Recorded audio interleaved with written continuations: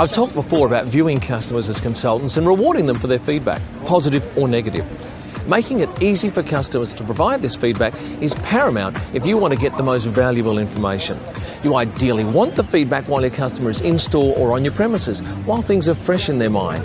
If you're dealing with them over the phone or via email, you want that feedback at the end of the interaction. But how do you make it easy for customers to provide it?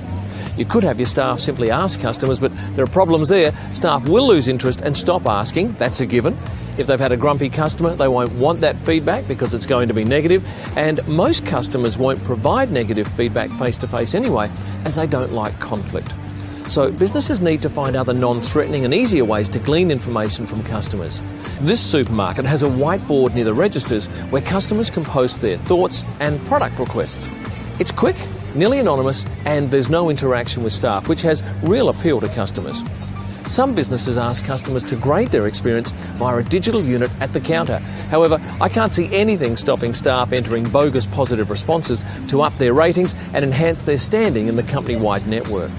When we send scripts to clients for approval, we ask them to rate us on a couple of service criteria when they return their script.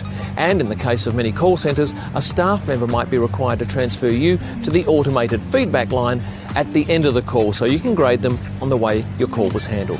The more feedback you receive from customers, the more insight you have into what the customer experience is really like. So, how can you gather frank feedback from your unpaid consultants? That's the question. I'm Kim Illman, and thank you for watching.